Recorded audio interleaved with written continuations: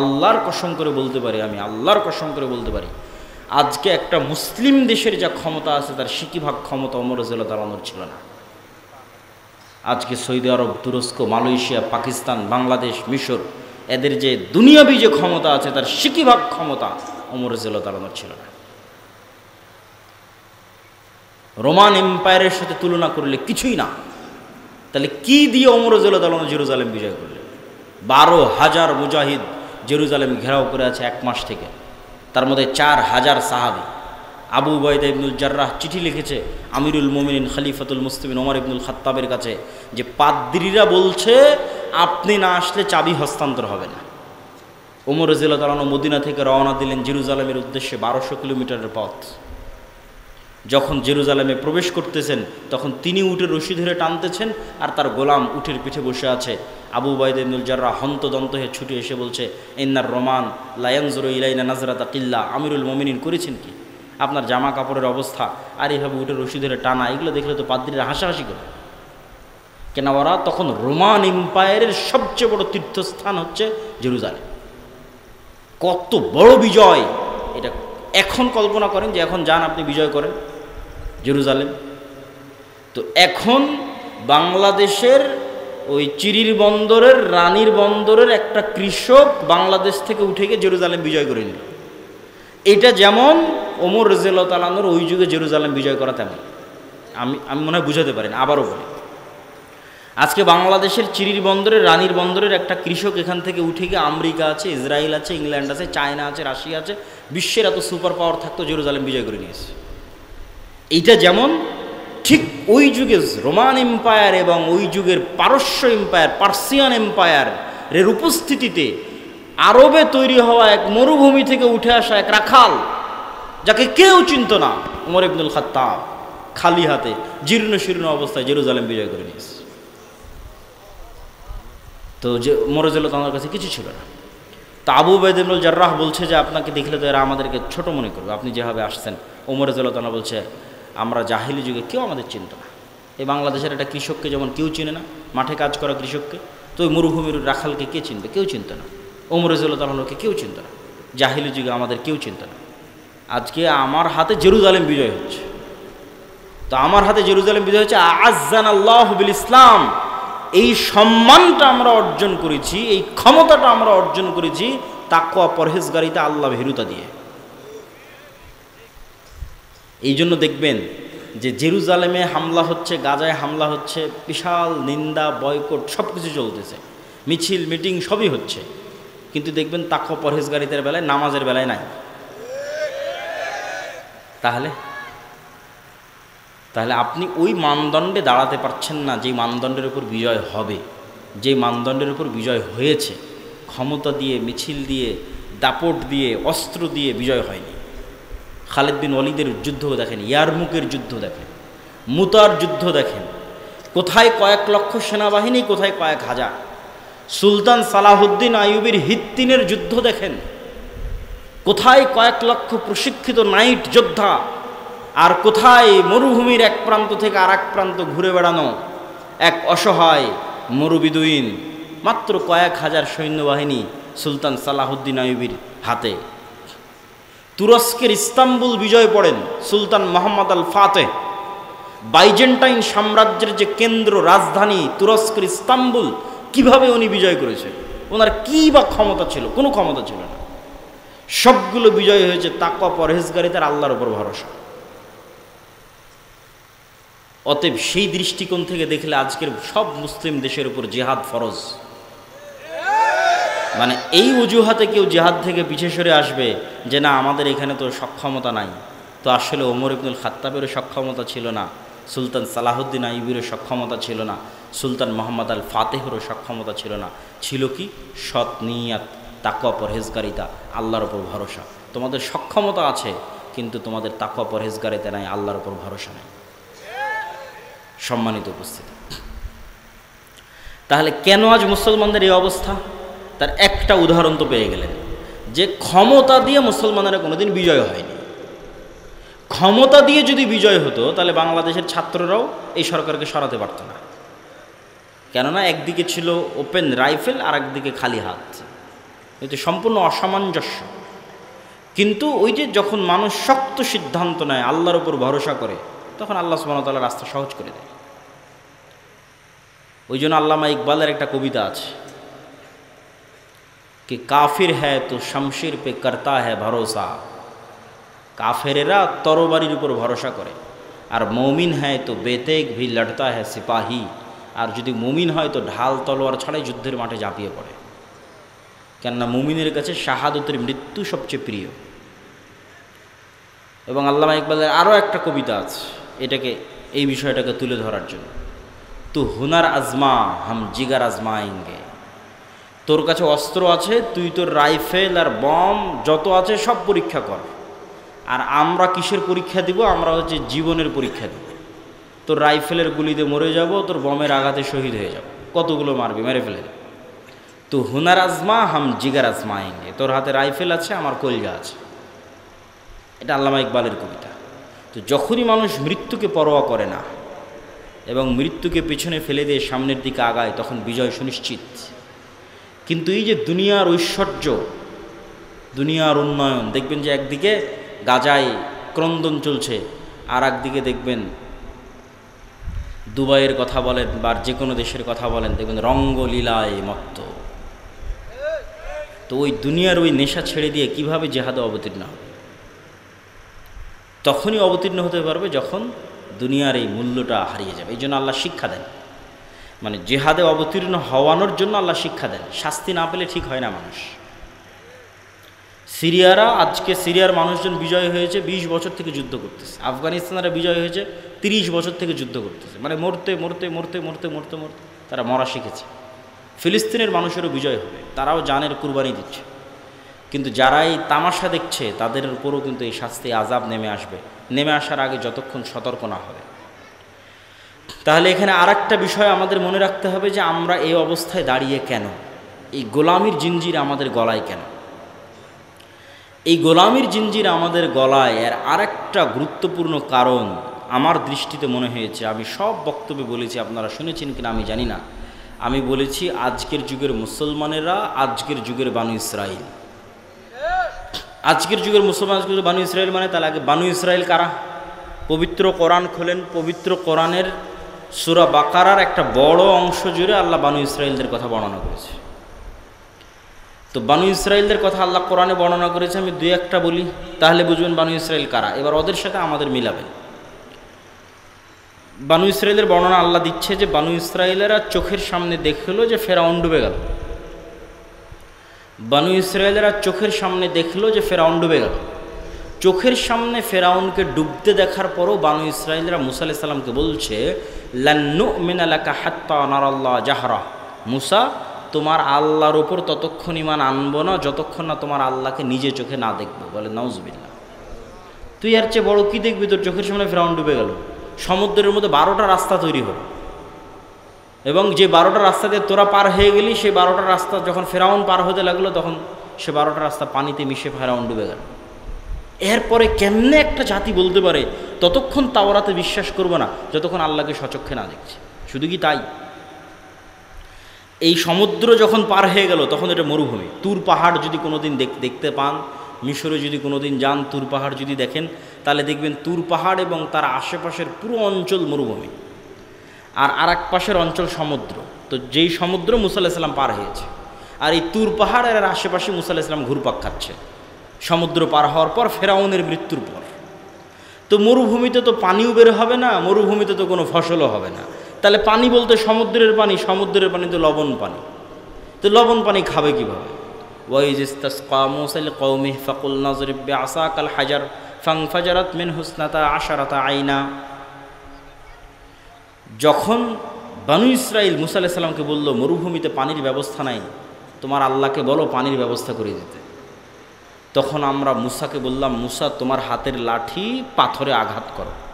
যখন মুসা আলাইহিস সালাম বিসমিল্লাহ বলে হাতের লাঠি পাথরে আঘাত করলেন, তখন মরুভূমির মধ্যে পানির কোনো উৎস ছাড়াই পাথরের মধ্যে থেকে 12টা ঝর্ণা বের হয়ে গেল। আল্লাহু আকবার। তা পানির ব্যবস্থা হয়ে গেল। খাবার, তো আল্লাহ বলছে তোমাদের জন্য জান্নাত থেকে মান্নার সালোয়া পাঠাবো খাবার হিসেবে। প্রতিদিন সকালবেলা মান্না সালওয়া আসতে লাগলো। মান্না সালওয়া কি? মান্না সালওয়া হচ্ছে এক উন্নত প্রজাতির পাখি আর পৃথিবীর সর্বোন্নত প্রজাতির মাশরুম। তো এই মান্না সালওয়া নিয়ে যখন আমি একবার গবেষণা করেছিলাম তখন দেখেছিলাম, এখনকার দাম কম বেশি হতে পারে, যে আজকের পৃথিবীর সর্বোন্নত যে মাশরুম, এই সর্বোন্নত মাশরুমের বর্তমান 1 কেজি মাশরুমের দাম বাংলা টাকায় 4 থেকে 5 লক্ষ টাকা। আল্লাহু আকবার! 1 কেজি মাশরুমের দাম 4 থেকে 5 লক্ষ টাকা। সেই খাবার আল্লাহ ফ্রিতে দিত। তাহলে মরুভূমিতে পানি বের হয়ে গেল, মরুভূমিতে জান্নাত থেকে খাবার আসে।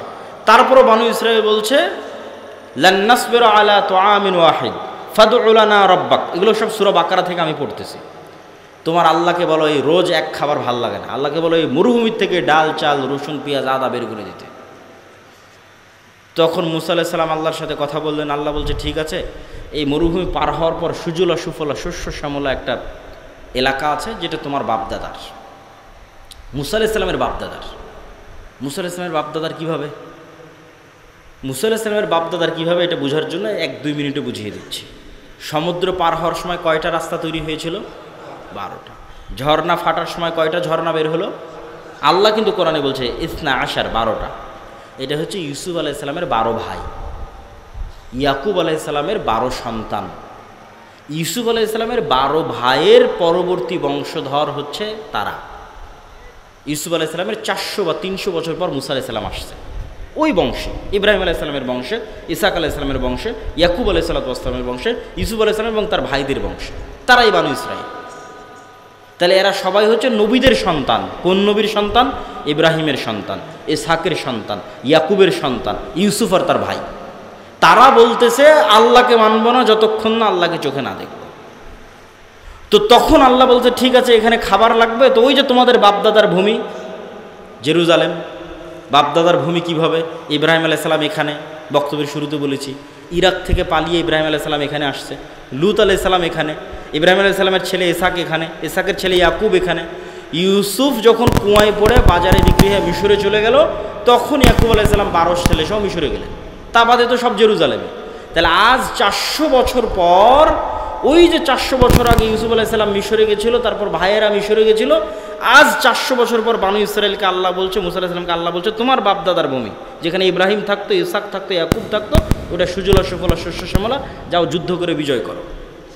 তখন নবীর সন্তানেরা বলতেছে, যাদের কাছে জান্নাত থেকে খাবার আসে, যাদের কাছে ঝর্ণা ফেটে পানি বের হয়, যাদের কারণে আল্লাহ ফেরাউনকে ডুবিয়ে দিয়েছে, 12টা রাস্তা তৈরি করে দিয়েছে, তারা বলছে ইযহাব আনতা ওয়া রাব্বুকা ফাকাতিলা, তুমি আর তোমার আল্লাহ গিয়ে যুদ্ধ করো। নাউযুবিল্লাহি মিন যালিক। তাহলে এরা হচ্ছে বানু ইসরাঈল। তো এদের সাথে মুসলমানদের তুলনা কি? এরা নবীর সন্তান হওয়ার পর কতটা ধোঁকাবাজ, কতটা শঠতাপূর্ণ, কতটা মুনাফিক, কতটা মিথ্যুক, কথা দিয়ে কথা রাখে না, কৌশল করে, কূটকৌশল করে, চালাকি করে, ধোঁকা দেয়। এক পর্যায়ে মুসা আলাইহিস সালাম বিরক্ত হয়ে গেছে। ফাফরুক বাইনানা, আল্লাহ আমি আর আমার কওমের দায়িত্ব পালন করতে পারবো না। মুসা আলাইহিস সালাম রিজাইন পত্র দিয়ে দিয়েছে, পদত্যাগ পত্র জমা দিয়ে দিয়েছে, ক্লান্ত হয়ে গেছে। তো ওরা যেমন, ওই বানু ইসরাঈলেরা যেমন মিথ্যুক, ধোঁকাবাজ, শঠতা, মুনাফিক হয়ে গেছিল, আজকের যুগের মুসলমানেরা তাই হয়ে গেছে। এটা আপনি আপনার আশেপাশে যে কোনো জায়গায় তাকালে দেখতে পাবেন যে হুবহু বানু ইসরাঈলের চরিত্র মুসলমানদের মধ্যে চলে এসেছে। আর এই কারণেই আল্লাহ বানু ইসরাঈলের এত লম্বা ঘটনা কোরআনে বলে রেখেছে, কেন আল্লাহও জানে একদিন উম্মতে মুহাম্মাদি বানু ইসরাঈল হবে। তো এটা পড়ে যেন শিখে, এদের ঘটনাগুলো পড়ে যেন শিখে, আল্লাহও জানে যে উম্মতে মুহাম্মাদিন বানু ইসরাঈল হয়ে যাবে। এই জন্য রাসূলুল্লাহ সাল্লাল্লাহু আলাইহি ওয়াসাল্লাম বলেছেন আয়াতুল মুনাফিক সালাসা, মুনাফিকের আলামত 3টা। কথা বললে মিথ্যা বলে, গালি দেয়, ওয়াদা ভঙ্গ করে, মিথ্যা বলে, এগুলো হচ্ছে মুনাফিকের আলামত। এবার আপনি আপনার আশেপাশে দেখেন, নামাজ ঠিক আছে, দাড়ি ঠিক আছে, টুপি ঠিক আছে, হজ ঠিক আছে, ওমরা ঠিক আছে, সব ঠিক আছে। এমনকি ফিলিস্তিনের গাজায় যদি যান, মিশরে যদি যান, দেখবেন যে সব কিছু ঠিক আছে, কিন্তু একটা জায়গায় ধরা খেয়ে যাবে। দেখবেন যে নিজের মুসলমান ভাইয়ের রক্তের উপর বিক্রি করে দালালি চলতেছে। একটা টাকা আপনি মিশর থেকে গাজায় পাঠাবেন, শুধু সিন্ডিকেট আর দালালের কারণে এই টাকাটা গাজার মধ্যে যেতে যেতে যেতে যেতে যেই পরিমাণে দাম বাড়ে, মিশরে যদি 500 পাউন্ডে একটা খাসি কিনতে পাওয়া যায়, তাহলে গাজার মধ্যে ঢুকতে ঢুকতে ঢুকতে ঢুকতে শুধু সিন্ডিকেট দালাল, সিন্ডিকেট দালাল, সিন্ডিকেট দালাল, ঢুকতে ঢুকতে এই টাকায় ওই খাসি আর 5,000 পাউন্ডও খুঁজে পাওয়া যাবে না। অথচ এই সমস্ত সিন্ডিকেট এবং দালালেরা মুসলমান, এরা এই দালালি আর সিন্ডিকেটের ব্যবসা করতেছে। আর মরা যে ভাই এখন মরবে, খাবার পায় না, ওই ভাই যে মৃত্যুর মুখ, তার মুখে খাবার দিতে হবে, তার টাকার সাথে ব্যবসা করতেছে। এ হলো মুসলমান ইসরায়েল, মিথ্যুক, ধোঁকাবাজ, সঠতাপূর্ণ দুর্নীতিবাজ। এই জন্য এগুলো জালসা সম্মেলনের গত 16 বছর কত এমপি, মন্ত্রী, মিনিস্টার, চেয়ারম্যান, মেম্বার, এগুলোর অতিথি, বিশেষ অতিথি, এসি, ডিসি, ওসিল্যান্ড, এসপি ছিল, যে বলা যায় 80-90% বেশি এগুলো জালসা, মাদ্রাসা, মসজিদ, এগুলোর কমিটির সভাপতি, সেক্রেটারি, আর অন্তত 50% বেশি উমরাকারী হাজি, আর অন্তত 10% আছে তাহাজ্জুদের সালাত আদায়কারী। কিন্তু নিজ নিজ দায়িত্বের জায়গায় সবগুলো মিথ্যুক, চোর আর বাটপার। এ হলো বানু ইসরাইল, মানে দেখাচ্ছে একটা, আসলে হচ্ছে আর একটা। বানু ইসরাইল এগুলো হচ্ছে গোলামের স্বভাব। তবে এই যে গোলামের স্বভাব আমরা চলে এসেছি, আপনাদের মনে কি এটা প্রশ্ন হয় না যে ইব্রাহিম আলাইহিস সালামের সন্তানেরা কেমনে এরকম হয়ে গেল? প্রশ্ন হয় না, হয় না? এই প্রশ্নের উত্তর নিতে হবে। তো এই প্রশ্নের উত্তর দেওয়ার আগে, তার আগে 2 মিনিট একটা জরুরি একটা আবেদন আছে, যে আপনাদের মধ্যে এই প্রতিষ্ঠানের সহযোগিতার জন্য হয়তো চাদর নিয়ে যাবে, আপনারা অবশ্যই প্রতিষ্ঠানের সহযোগিতা করবেন। কেননা সহযোগিতার বিষয়ে একটা জিনিস আপনাদের মনে রাখতে হবে, যে আপনি মনে করেছেন না দিব না, ওকে দিব না টাকা, না, আপনি প্রতিষ্ঠানকে বঞ্চিত করলেন না, আপনি নিজে একটা ভালো কাজ থেকে বঞ্চিত হয়ে গেলেন। আপনি চিন্তা করছেন একরকম, বিষয়টা ঘটছে আর একরকম। এখানে আর 2টা উদাহরণ দিই। ফেতরা দিয়েছেন না সবাই? ফেতরা দিয়েছেন, মাশাআল্লাহ। হাদিসে রাসূল সাল্লাল্লাহু আলাইহি ওয়াসাল্লাম বলছে কি, ফেতরা হচ্ছে সিয়ামের মধ্যে যদি কোনো ভুল ত্রুটি হয় তার কাফফারা। কেউ যদি দিনের বেলা সিয়াম অবস্থায় তার স্ত্রীর কাছে যায়, তা আল্লাহ নবী বলছে কাফফারা একটানা 60 দিন রোজা, না হয় 60 দিন মিসকিন খাও, না হয় গোলাম আজাদ করো। তার মানে দুনিয়াতেই ইবাদতের মধ্যে ত্রুটি হলে ধন সম্পদ দিয়ে, টাকা পয়সা দিয়ে, জরিমানা দিয়ে বাঁচা যাচ্ছে। কথা মনে আমি বুঝাতে পারি? দুনিয়াতেই যখন ইবাদতের মধ্যে গুনাহ হয়ে যাচ্ছে, তখন আল্লাহই সিস্টেম তৈরি করে দিয়েছে, দুনিয়াতেই তুমি তোমার ইবাদতের ভুলের কাফফারা দিয়ে দিতে পারবা, টাকা দিয়ে, ধন সম্পদ দিয়ে। এই সিস্টেম কিয়ামতের মাঠেও চলবে। কিন্তু কিয়ামতের মাঠে তখন তো আর টাকা বানানোও যাবে না, আর টাকা থাকবেও না। তাহলে এখন যারা আগে থেকেই সেভিং অ্যাকাউন্টে জমা করে রাখবে টাকা পয়সা, ধন দৌলত আল্লাহর কাছে, আল্লাহকে কর্জ দিয়ে রাখবে, আল্লাহ ওগুলোকে আবাদ করবে, বাড়াবে। আল্লাহ বলছে তুমি যেমন একটা ধানের গাছ পুতলা, সেখান থেকে যেমন 100 ধানের শীষ বের হবে, আমার কাছে টাকা দাও, আমি ওটাকে বাড়াতেই থাকবো, বাড়াতেই থাকবো, বাড়াতেই থাকবো। তারপরে কিয়ামতের মাঠে তুমি যেদিন উপস্থিত হও, উপস্থিত হয়ে দেখবা কার নামে গীবত করেছো, কাকে অপবাদ দিয়েছো, কোথায় ঠিকমতো নামাজ পড়োনি, কোথায় রোজা ছুটে গেছে, কত রকমের এলোমেলো হয়ে গেছে। তখন তোমার এই টাকা দিয়ে আস্তে আস্তে কাফফারা হবে, তুমি বেঁচে জান্নাতে চলে যাবা। এই জন্য আব্দুর রাজ্জাক বিন ইউসুফ বলেছে যে দান হচ্ছে শক্তিশালী, পাওয়ারফুল ইবাদত, অন্য সবগুলোকে কাভার দিতে পারে, আর কোনো ইবাদত আর একটাকে কাভার দিতে পারে না। হজে যান, দেখবেন যে একটা ইবাদত ছুটে গেছে, কথার কথা আপনি একটা ভুল করে ফেলেছেন, তখন আপনাকে মুআল্লিম বলবে দম দিতে হবে। দম কি? এটা খাসি জবাই করতে হবে। তো খাসি জবাই করতে কি লাগবে? টাকা লাগবে। তো টাকা দিয়ে খাসি জবাই করে হজের একটা ভুল শুধরে গেছে। সম্মানিত উপস্থিতি, তা আপনাদের মধ্যে যারা চাদর হাতে যাবে, আমাদের বক্তব্য অব্যাহত থাকবে এবং খুবই গুরুত্বপূর্ণ আলোচনা, না শুনে অধৈর্য হয়ে আপনারা যাবেন না, তার মধ্যে সহযোগিতাও করতে থাকবেন। তো আমরা প্রশ্ন কি করেছিলাম, ইব্রাহিম আলাইহিস সালাতু ওয়াস সালামের সন্তানেরা এইভাবে মুনাফিক, নিমক হারামে পরিণত হলো, এর কারণ জানার দরকার আছে না নাই? আছে। আমি আমার গবেষণায় যে কারণ বের করেছি, এবং আমার মনে হয়েছে এটাই কারণ, ইতিহাস তার প্রমাণ বহন করে, ইতিহাস তার সাক্ষী বহন করে। সেই কারণটা হচ্ছে যে ইউসুফ আলাইহিস সালাতু ওয়াস সালামের মৃত্যুর পর, ইউসুফ আলাইহিস সালাম মারা গেল। ইউসুফ আলাইহিস সালাম যতদিন বেঁচে ছিল, ভাইয়েরাও মন্ত্রী, মিনিস্টার, চেয়ারম্যান, মেম্বার, বড় বড় পদে ছিল। ইউসুফ আলাইহিস সালামের মারা যাওয়ার পর যেই বংশের সাথে জোট করে ইউসুফ আলাইহিস সালাম ক্ষমতায় ছিল, ওই বংশের নাম হাকসুস বংশ। ওই হাকসুস বংশের পতন হয়ে নতুন বংশ ক্ষমতায় আসলো, তাদের নাম ফারাও, ফেরাউন, ফারাও। তো এই ফারাওরা বলল যে আগের হাকসুসদের মারবো তো মারবো, ওদের সাথে যাদের জোট ছিল ইউসুফ আর এদের ভাই, এদেরকেও মারবো। তো যখন ইউসুফ আর এদের ভাইদের মারতে গেল, তখন বড় বড় জ্যোতিষী, বড় বড় পাদ্রী, জাদুকরেরা বলল, এই ফারাওরা শোনো, তোমাদের যদি কোনোদের ক্ষমতার পতন হয় তাহলে বানু ইসরাইলদের মধ্যেই পতন হবে, ইউসুফ আর ইউসুফের ভাইদের মধ্যেই এমন সন্তান জন্ম নেবে যে তোমার ক্ষমতাকে ধ্বংস করে দিবে। তো ফেরাউনের মাথা আরও নষ্ট হয়ে গেল, আরও জুলুমের স্টিম রোলার বাড়িয়ে দিল। তো এই জুলুম চলল 300 বছর। ফেরাউনের জুলুম বানু ইসরাইলের উপর চলেছে 300 বছর। কারণেই আল্লাহ সুবহানাহু ওয়া তাআলা মুসা আলাইহিস সালাতু ওয়াস সালামকে বানু ইসরাইলদের সাথে বড় করেনি। আল্লাহ চাইলে অন্য কোনো অলৌকিক কারিশমা দিয়ে বানু ইসরাইলদের সাথেই মুসা আলাইহিস সালামকে বড় করতে পারতেন, কিন্তু বানু ইসরাইলেরা তো সব গোলাম। তো গোলামদের সাথে যদি মুসা আলাইহিস সালাম বড় হয় তাহলে মুসা আলাইহিস সালামের মেন্টালিটি গোলামদের মতো হয়ে যাবে। আত্মমর্যাদা থাকবে না, আত্মসম্মান থাকবে না, স্বাধীনতা বোধ থাকবে না, চেতনা থাকবে না, কিচ্ছু থাকবে না। এমনকি গোলামের মেন্টালিটি আর স্বাধীন মানুষের মেন্টালিটি যে পার্থক্য হয়, আপনি ভারতের যে কোনো একটা মুসলিম গ্রাম আর পাকিস্তানের যে কোনো একটা মুসলিম গ্রাম আর বাংলাদেশের যে কোনো একটা মুসলিম গ্রামে যান, মেন্টালিটির পার্থক্য দেখবেন। কিন্তু 1947 আগে এই মেন্টালিটির পার্থক্য ছিল না, ঠিক মোঘল শাসন আমলে আরও ছিল না। তো আমরা ন্যূনতম গোলামি থেকে বেঁচে আছি, এই জন্য আমাদের আত্মমর্যাদা আত্মসম্মান একরকম কাজ করে। তো মুসা আলাইহিস সালাতু ওয়াস সালামের আত্মসম্মান আত্মমর্যাদা রাজার বাড়িতে প্রিন্স হিসেবে মানুষ হয়েছে। খাবারের জন্য কাড়াকাড়ি করতে হয়নি, আর একজনকে ধোকা দিতে হয়নি, টাকা নিয়ে মারামারি করতে হয়নি, মিথ্যা বলতে হয়নি, দুর্নীতি করতে হয়নি। রাজার বাড়ি প্রিন্স অবস্থায় মানুষ হয়েছে। তাহলে আত্মমর্যাদা, স্বভাব, চরিত্র, সম্মান সব 100তে 100 আছে। 100তে 100 যে আছে তার প্রমাণও কোরআনের মধ্যে দেওয়া আছে। প্রমাণ কি? একদিন মুসা আলাইহিস সালাম বাইরে বের হয়েছে, দেখছে ফেরাউনের একটা লোক বানু ইসরায়েলের একটা লোকের উপর জুলুম করছে। তো যদি মুসা আলাইহিস সালাম বানু ইসরায়েলদের সাথে বড় হতো, তো মুসা আলাইহিস সালাম মনে করতো আমরা তো গোলাম, এটা আমাদের ভাগ্য, কি করার, আমরা তো এই জুলুম সহ্য করেই আসতেছি। কিন্তু যেহেতু মুসা আলাইহিস সালাম স্বাধীন অবস্থায় বড় হয়েছে, তো জুলুম ওনার সহ্য হয়নি, এক থাপ্পড় দিয়ে ফেরাউনের ওই লোককে ওখানেই মেরে ফেলে দিয়েছে, ওখানেই হত্যা করে দিয়েছে। তাহলে এই যে এক থাপ্পড় উনি উঠালেন, উঠিয়ে ফেরাউনের একটা লোককে মেরে ফেলে দিলেন, এই সাহসটা গোলামের হয় না, এই সাহসটা একজন স্বাধীন আত্মমর্যাদা সম্পন্ন মানুষের। তাহলে নবীর সন্তানদের চরিত্র ধ্বংস হয়ে গেছে 300 বছরের গোলামির কারণে।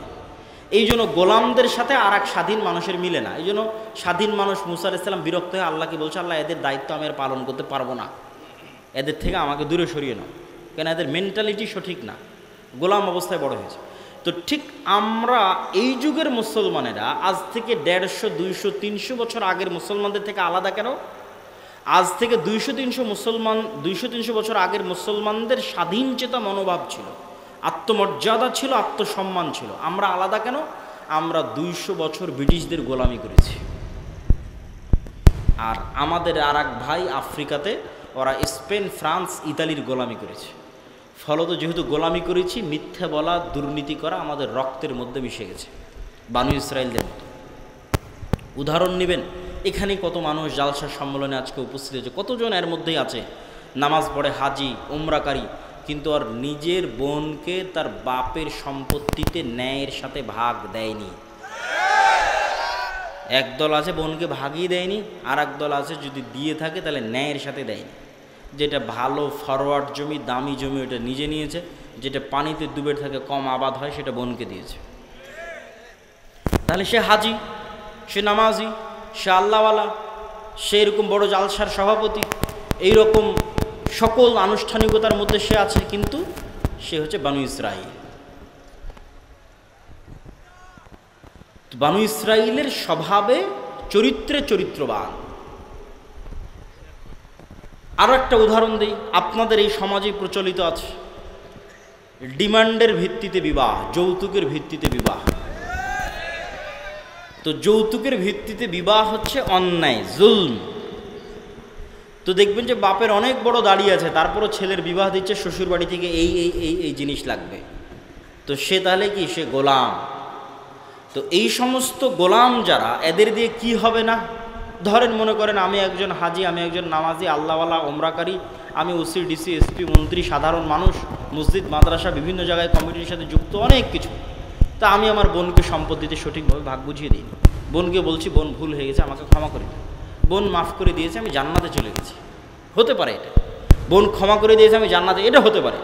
কিন্তু আল্লাহ কোনো দিন এটা করবেন না, আমাকে যোগ্য মনে করবেন না যে আমি এই রাষ্ট্রের নেতা হব।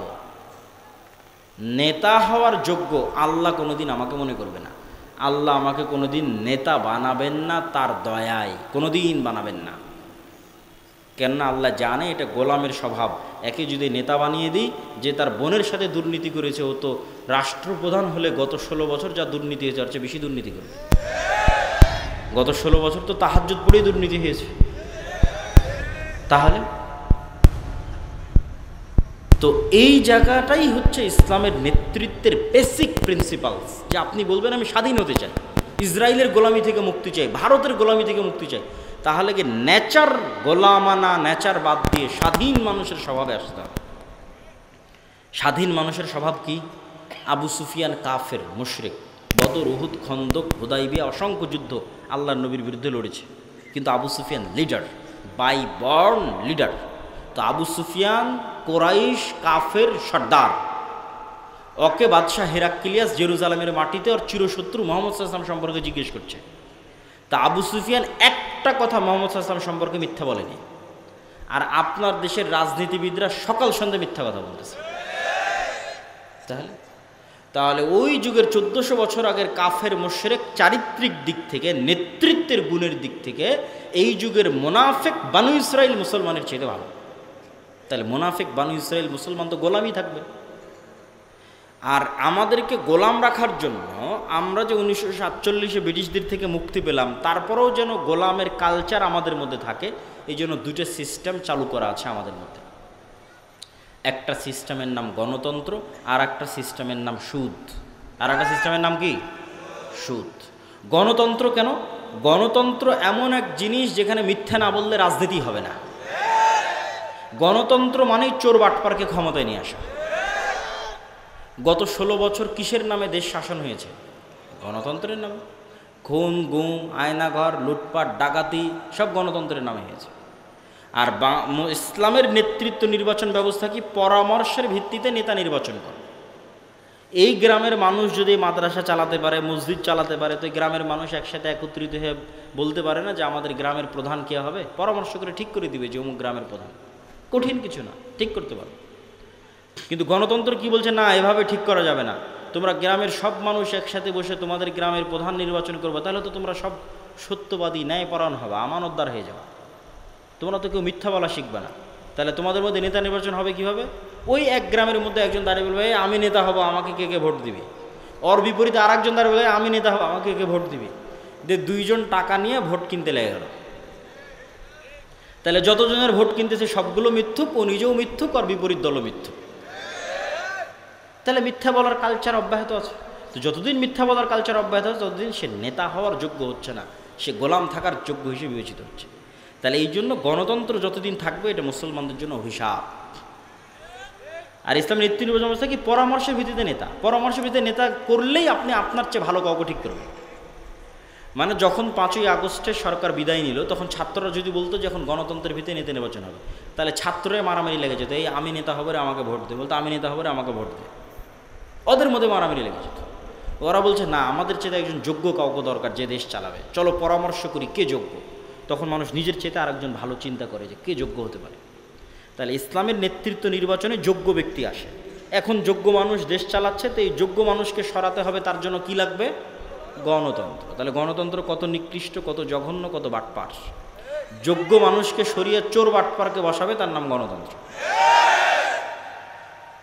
এই জন্য গণতন্ত্র কখনো গণতন্ত্রকে ঠিকভাবে প্রতিষ্ঠা করতে পারেনি। কখনোই গণতন্ত্র সঠিকভাবে গণতন্ত্র প্রতিষ্ঠা করতে পারেনি। কেউ গণতন্ত্র মানে জনগণের শাসন। এখানে আসলে জনগণের শাসন হয় না। দল নির্ধারণ করে দেয় কাকে মনোনয়ন দিবে, তাও আবার নিবন্ধনপ্রাপ্ত রাজনৈতিক দল নির্ধারণ করে দিবে অমুককে মনোনয়ন দেবে।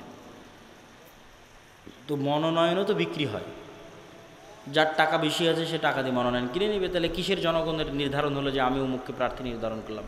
মিথ্যা কথা, ডাহা মিথ্যা কথা। আবার বাংলাদেশের 16 কোটি মানুষের 14 কোটি মানুষ, 80% মানুষের এত টাকা নাই যে নির্বাচনের যত পোস্টার ব্যানার রাস্তাঘাটে দেখতেছেন, পোস্টার ব্যানার, সমাবেশ, সভা, সম্মেলন, ইফতার পার্টি, কোটি কোটি টাকা ভোটকে কেন্দ্র করে খরচ হয়। আমার আপনার ক্ষমতা আছে এই টাকা বহন করার? কোনো ক্ষমতা নেই। তাহলে এই টাকা দিবে কে? এই দেশের শীর্ষস্থানীয় 100 দুর্নীতিবাজ ব্যবসায়ী। তাহলে ওই 100 দুর্নীতিবাজ ব্যবসায়ীর কাছে দল আগেই বিক্রি হয়ে গেছে। আপনার ভোটটা ওই দুর্নীতিবাজ ব্যবসায়ীর টাকাতেই কিনে নেবে। তাহলে এটা কিসের জনগণের শাসন প্রতিষ্ঠা হল? এটা একদল এলিট ক্লাস দুর্নীতিবাজ ব্যবসায়ীদের একটা সিন্ডিকেট, পুঁজিবাদী অর্থনীতির একটা সিন্ডিকেট প্রতিষ্ঠিত। আর 2 নম্বর গোলামির নিজামের নাম হচ্ছে সুদ। 2 নম্বর গোলামির নিজামের নাম কি? সুদ। রাসূলুল্লাহ সাল্লাল্লাহু আলাইহি ওয়াসাল্লাম এটা বলে আমার বক্তব্যের শেষের দিকে যাব। তার আগে আরেকটা জিনিস আপনাদেরকে মনে রাখতে হবে, যে আসলাম গেলাম এই অস্থায়ী সম্পর্কের ভিত্তি নাই। আমরা সমগ্র বাংলাদেশে অসংখ্য কাজ করতেছি, সেই কাজগুলোতে আপনার সম্পৃক্ত হওয়া সহজ। যেমন আদ-দাওয়া ইলাল্লাহর মাধ্যমে আমরা সমগ্র বাংলাদেশে মক্তব নিয়ে কাজ করতেছি। এখন এই মুহূর্তে আদ-দাওয়া ইলাল্লাহর অধীনে সমগ্র বাংলাদেশে 500 মক্তব চলছে, বলেন আলহামদুলিল্লাহ। তো 500 মক্তব কীভাবে চলছে? এই 500 মক্তবের শিক্ষক জামিয়া সালাফিয়াতে গিয়ে 1 সপ্তাহ থেকে ট্রেনিং নিয়েছে, ব্যাচ 20 জন 30 জন। তাহলে 500 জনের কতগুলো ব্যাচ হতে পারে যারা জামিয়া সালাফিয়াতে কতবারে গেছে আর ট্রেনিং নিয়েছে। আর এই 500 মক্তবের প্রত্যেক ছাত্রের যে বই, সে বই ফ্রি দেওয়া আছে জামিয়া সালাফিয়ার পক্ষ থেকে, বলেন আল্লাহু আকবার। এবং এই রমজানে, যে রমজান গেল এবং যে রমজানের ঈদ গেল, এই রমজানের ঈদে 500 মক্তবে ন্যূনতম হলেও হাদিয়া 500 মক্তবের ইমামের জন্য বন্টন করা আছে। 2000 হোক 3000 হোক, সাধ্য অনুযায়ী দেওয়া আছে, তাদেরকে মূল্যায়ন করা আছে, চেষ্টা করা আছে মূল্যায়ন করার। তাহলে আপনি আপনার মক্তবকে দাওয়া ইলাল্লাহর অধীনে করবেন, এর জন্য আপনাকে কিছুই করা লাগতেছে না। আপনাকে সিদ্ধান্ত নিতে হবে আপনার শিক্ষককে জামিয়া সালাফিতে ট্রেনিংয়ে পাঠাতে হবে। ওই ট্রেনিংয়ের যাতায়াত খরচটাও আমরা দিব, ওই ট্রেনিংয়ের যাতায়াত খরচটাও আমরা দেব, ওই ট্রেনিংয়ের থাকা খাওয়া খরচটাও আমরা দেব, ট্রেনিং ফিটাও আমরা দেব। কিচ্ছু মসজিদকে দিতে হবে না, মসজিদের কমিটিকে দিতে হবে না। তারপরেও যদি একটা মানসম্মত মক্তব আমরা চালাতে না পারি, তাহলে সেটার জন্য জবাব আমাকে নয়, যারা এটার সাথে সম্পৃক্ত হচ্ছে না তাদেরকে দিতে হবে। কেননা ওখানে ট্রেনিং নিয়ে নির্ধারিত সিলেবাসে নির্ধারিত সময়ে ব্যাচ ভিত্তিক, যখন ব্যাচ শেষ হয় পড়ার মান বাড়ে। এই কাজের সাথে আপনাদের যুক্ত হতে হবে। আমরা আরেকটি উদ্যোগ হাতে নিয়েছি, কর্জে হাসানা প্রজেক্ট। এই কর্জে হাসানা, সুদমুক্ত কর্জে হাসানা ব্যাপকভাবে সবাইকে দিব, এটা কিন্তু আমাদের উদ্দেশ্য। আমাদের উদ্দেশ্য হচ্ছে যেই এলাকায়, যেই গ্রামে আমাদের অধীনে মক্তব পরিচালিত হচ্ছে, ওই মক্তবের মাধ্যমেই, ওই মসজিদের মাধ্যমেই, ওই দায়িত্বশীলের মাধ্যমে ওই গ্রামে কর্জে হাসানা দেওয়া হবে। এটা কেন? আমাদের মূল টার্গেট, মক্তব বলেন কর্জে হাসানা বলেন, আমাদের লাস্ট টার্গেট হচ্ছে মসজিদকে এম্পাওয়ার করা, মসজিদকে শক্তিশালী করা, ক্ষমতার ব্যালেন্স নিয়ে আসা। একটা গ্রামে শুধু মেম্বারের ক্ষমতা থাকবে আর মসজিদ শুধু মেম্বার আর চেয়ারম্যানের কথা উঠবে আর বসবে না, মসজিদের নিজস্ব একটা পাওয়ার থাকবে। এই পাওয়ার ক্রিয়েট করতে হবে সামাজিকভাবে, এবং এটা কঠিন কিছু না, এটা সহজ, করা যাবে। এর অনেকগুলো মূলনীতি আছে, অনেকগুলো বুদ্ধি আছে, তার মধ্যে এই দুইটা, আরও বুদ্ধি আছে। আর একটা বুদ্ধি কি, চেষ্টা করতে হবে মসজিদ মাদ্রাসাকে নিজ গণ্ডির বাইরে বের হয়ে এসে শুধু কোরআন হাদিস দার্স তাদরিস এটার মধ্যে না থেকে এর গণ্ডির বাইরে বের হয়ে এসে সমাজে যে অন্যায় অনাচার চলছে সেটাতেও বাধা দেওয়া, প্রতিবাদ করা। সমাজে অন্যায় অনাচার মানে গান বাজনার কথা বলে, সমাজে অন্যায় অনাচার মানে বেপরদার কথা বলে, এগুলো তো আমরা বলেইছি, বহুদিন থেকে আপনারা শুনেছেন। সমাজে অন্যায় অনাচার মানে মানুষের সাথে অন্যায়। ওই যে লোকটা মারা গেছে, ওর মেয়েকে সঠিকভাবে সম্পত্তি বুঝিয়ে দিচ্ছে না, জুলম হচ্ছে, মানুষের উপর জুলম হচ্ছে। এক জায়গায় কেউ পুকুর খুঁড়ে মাছ আবাদ করবে, পুকুর খুঁড়তে দিচ্ছে না, কোন রাজনৈতিক দলের নেতা এসে চান্দা দাবি করতেছে, নাহলে পুকুর খুঁড়তে দিবে না, মানুষের উপর জুলম হচ্ছে। কোথাও যৌতুকের ভিত্তিতে বিবাহ হচ্ছে, মানুষের উপর জুলম হচ্ছে। তো মসজিদ মাদ্রাসা মানুষের উপর হওয়া জুলমকে বাধা দিতে যাবে, তাহলে মসজিদ মাদ্রাসার ক্ষমতা বাড়বে। আপনি যত ন্যায় প্রতিষ্ঠা করতে যাবেন তত আপনার পাওয়ার বাড়বে, এবং আপনি নেতৃত্বের যোগ্য হিসেবে বিবেচিত হবেন আল্লাহর দরবারে। আর যখনই আল্লাহর দরবারে নেতা হওয়ার যোগ্য হিসেবে বিবেচিত হবেন, আল্লাহ আপনাকে রাষ্ট্রেরও নেতা বানিয়ে দিবে। বুঝতে পারবেন না কেমনে বানিয়ে দিবে, কিন্তু আল্লাহকে প্রমাণ করতে হবে, আল্লাহর কাছে প্রমাণ করতে হবে আল্লাহ আমি ন্যায় প্রতিষ্ঠায় যোগ্য। আমি আমার পরিবারে ন্যায় প্রতিষ্ঠা করেছি, আমার মাদ্রাসায় ন্যায় প্রতিষ্ঠা করেছি, আমার সমাজে ন্যায় প্রতিষ্ঠার জন্য চেষ্টা করতেছি। কেননা আল্লাহ নিজে ন্যায়পরায়ণ। আল্লাহর সবচেয়ে বড় গুণ হচ্ছে আল্লাহ ন্যায়পরায়ণ। পৃথিবীর কোথাও যদি মানুষ ন্যায় বিচার না পায়, তাহলে কিয়ামতের মাঠে আল্লাহ ওই মানুষকে ন্যায় বিচার বুঝিয়ে দিবে। শুধু মানুষ কেন, পশু প্রাণীকেও আল্লাহ ন্যায় বিচার বুঝিয়ে দেবে। আর আল্লাহ সকল ক্ষমতার মালিক, তো আপনি ক্ষমতা চাচ্ছেন, রাষ্ট্রের ক্ষমতা দরকার, পৃথিবীর ক্ষমতা দরকার, ইসরায়েলের কাছে গোলাম থাকতে চাই না, তো ক্ষমতার মালিক কে বলেন তো? আল্লাহ। তাহলে আল্লাহ আপনাকে ক্ষমতা দিবে কেন? আপনি ক্ষমতা বাস্তবায়নের যোগ্য হন। আল্লাহ সুবহানাহু ওয়া তাআলা এই পুরো বিশ্বের ক্ষমতা বাস্তবায়ন করছে ন্যায়ের সাথে। আল্লাহ তার নাম রেখেছে আজিজুল হাকিম। আল্লাহ বলেছেন, দেখো আমি মহাপরাক্রমশালী, ফাআলুল লিমা ইউরিদ, যা ইচ্ছা তাই করতে পারি, কিন্তু আমি হাকিম, আমি জ্ঞানী প্রজ্ঞাবান, এই জন্য আমি যা ইচ্ছা তাই করতে পারি। এই কারণে আমি মানুষের উপর জুলুম করব? অসম্ভব। আমার ক্ষমতা আছে, তারপর আমি ন্যায় প্রতিষ্ঠা করি। আল্লাহু আকবার। আমার কোনো বান্দা, কোনো পশু প্রাণীর উপর আমি জুলুম করি না, কিন্তু আমার ক্ষমতা আছে, আজিজ, কিন্তু আমি অন্যায় করি না। তো যখনই আপনি ন্যায় প্রতিষ্ঠা করবেন, আল্লাহ আপনাকে ক্ষমতা দিয়ে দেবে। এটাই নিয়ম। এই জন্য সব নবী রাসূল ন্যায়পরায়ণ, সত্যবাদী, জন্মগত। আমাদের নবী মুহাম্মদ সাল্লাল্লাহু আলাইহি ওয়াসাল্লাম, এটা হচ্ছে লিডার হওয়ার গুণ। এই জন্য আল্লামা ইকবাল বলেছে, সাবাক ফিরসে পর সাদাকাত কা, শুজাআত কা, আদালত কা, লিয়া জায়েগা তুঝসে কাম, দুনিয়া কি ইমামত কা। মুসলমানেরা তোমরা নামাজ রোজার চমৎকার আছে, আহলে হাদিসদের আকীদাও ভালো আছে, নাই কি সত্য বলা জানে না, সাহসিকতা নাই, ন্যায়পরায়ণতা প্রতিষ্ঠা করা জানে না। ওই দলে মারামারি, ওই মুসদে মারামারি, ওখানে যাই দেখেন নামাজ রোজা সব আছে, ন্যায়পরায়ণতা নাই।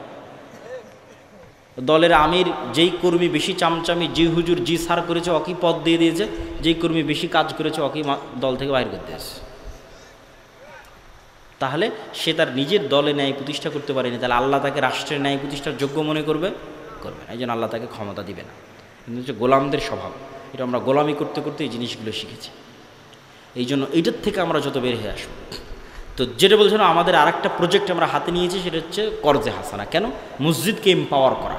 এখন যে ক্ষমতার শূন্যতা বিরাজ করছে, এটা আমরা বসে বসে আর এক দলের কাছে কুক্ষিগত করে দিচ্ছি, যে আগে এক দল এই ক্ষমতার দুর্ব্যবহার করতে, এখন আর এক দল করুক। এইটাতে অন্তত মসজিদ, মাদ্রাসা, ধর্মীয় শিক্ষা প্রতিষ্ঠানকে নিজের জায়গা থেকে মারামারি করার দরকার নাই। আপনি আল্লাহর এই আদেশটা বাস্তবায়ন করেন, আল আমরু বিল মারুফ ওয়ান নাহি আনিল মুনকার। অন্যায় হচ্ছে, গিয়ে অন্তত বলেন যেটা অন্যায় করা উচিত হচ্ছে না। এতটুকু তো বলতে পারেন না? পারেন না? বলেন। এতটুকু বলা যায় না? যায় না। ওটাই আল্লাহ বলেছে, আল আমরু বিল মারুফ ওয়ান নাহি আনিল মুনকার। অন্তত মুখ দিয়ে তো বলো যেটা অন্যায় হচ্ছে, তাহলেই তুমি ধীরে ধীরে ন্যায় প্রতিষ্ঠার যোগ্য বলে বিবেচিত হবা, লিডার হবা, আল্লাহ তোমাকে নেতা বানিয়ে দেবে। তো এই মসজিদকে এম্পাওয়ার করার জন্য আমাদের হচ্ছে কর্জে হাসানা প্রজেক্ট। এই মসজিদগুলোর মাধ্যমেই সেগুলো ধীরে ধীরে বন্টন হতে থাকবে, এবং আল্লাহ সুবহানাহু ওয়া তাআলা চাইলে এই ফান্ড একদিন হয়তো অনেক বড় হতে পারে, আরও অসংখ্য মসজিদের অধীনে আসতে পারে। তো এইটা আল্লাহ সুবহানাহু ওয়া তাআলার ইচ্ছা, আল্লাহর দয়া এবং রহমতের কমতি নাই। যখন আমরা মক্তবের কাজ শুরু করেছিলাম, তখন কোনো দিন ভাবিনি এটা 500 মক্তবে পৌঁছবে। এখন যদি হিসাব করা হয় যে 500 মক্তবকে ট্রেনিং দিতে, বই দিতে কত টাকা খরচ হয়েছে, ওই টাকার এখন হিসাব দাঁড় করালে, যদি ওই দিন হিসাব করতাম যে 500 মক্তব চালু করতে এত খরচ হবে, তাহলে ভয়ে জীবনও শুরু করতাম না। কিন্তু এতদিনে হয়ে গেছে, কখন কিভাবে হয়ে গেছে। তো এই জন্য আল্লাহ সুবহানাহু ওয়া তাআলা যদি দয়া করে, আল্লাহ সুবহানাহু ওয়া তাআলা যদি কবুল করে, আমরা দোয়া করি যে আল্লাহ কবুল করুক, বলেন আল্লাহুম্মা আমিন। দেখবেন এটাও একদিন অনেক দূর, অনেক বড় একটা পর্যায়ে পৌঁছে গেছে। তৃতীয়, আমাদের আর একটা প্রজেক্ট আছে জামিয়া সালাফিয়ার মতো এই উন্নত মানের শিক্ষা প্রতিষ্ঠান, যেখানে বিডার অনুমোদন নিয়ে বিদেশি শিক্ষকরা স্থায়ী থাকে। যে বিডাই যে ইনভেস্টমেন্ট সামিট করতেছে, বিডার প্রধান আশিক, যে ইনভেস্টমেন্ট সামিট হচ্ছে, দেশের বিশ্বের বড় বড় ব্যবসায়ীরা আসতেছে, সিইওরা আসতেছে, ওই বিডার অনুমোদন নিয়ে জামিয়া সালাফিয়াতে বিদেশি শিক্ষক সবসময় থাকে, দার্স দেয়। আর বাহির থেকে, সৌদি থেকে তো আসতেই থাকে। অন্তত গত 12 মাসে, গত 1 বছরে অন্তত 10-এর অধিক সৌদি আরবের শিক্ষক জামিয়া সালাফিয়াতে দার্স দিয়েছে। মদিনা ইসলামী বিশ্ববিদ্যালয়ের সাথে মুআদালাত আছে। তো আমরা চাচ্ছি না যে এই উপকারটা শুধু আমরাই নেই, আমরা চাচ্ছি এই উপকার অন্যান্য মাদ্রাসাগুলোও পাক। আমাদের মানসম্মত শিক্ষকদের কাছে অন্য মাদ্রাসার শিক্ষকেরা ট্রেনিং নিক, এবং আমরা অন্য মাদ্রাসাগুলোকে সহযোগিতা করি। এই জন্য আমাদের মুআদালা কার্যক্রম চালু হয়েছে। আপনাদের পরিচিত মাদ্রাসা থাকলে সেটা আমাদের অফিসে যোগাযোগ করে জামিয়া সালাফের ডাঙ্গিপাড়ায় গিয়ে তারাও আমাদের মাদ্রাসার সাথে, জামিয়া সালাফের সাথে কানেক্টেড হয়ে, মাদ্রাসা তারাই চালাবে, সব কিছুই তাদের থাকবে, কিন্তু সিলেবাস, শিক্ষার মান, প্রশিক্ষণ, মাঝে মধ্যে পরীক্ষার আয়োজন বা যত রকমের সহযোগিতা করা যায়, ঠিক মক্তব নিয়ে আমরা যেভাবে কাজ করছি, মাদ্রাসা নিয়ে আমরা সেভাবে কাজ শুরু করেছি।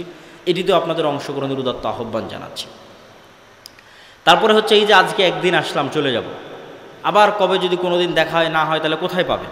এই যে মাসিকাল ইতিসাম, আজকে আপনাদের সামনে ভারতের বিষয়ে আলোচনা করছিলাম, গণতন্ত্রের ব্যর্থতা সম্পর্কে আলোচনা করছিলাম। দেখেন এখানে হেডিং দেওয়া আছে, গণতন্ত্রের ব্যর্থতা, ইসলামী খেলাফতের উত্থান। এবং এটা আমার লেখা সম্পাদকীয়। এখানে 5টা পয়েন্ট তুলে ধরা আছে যে গণতন্ত্র বর্তমান বিশ্বের সবচেয়ে ব্যর্থ শাসন ব্যবস্থা।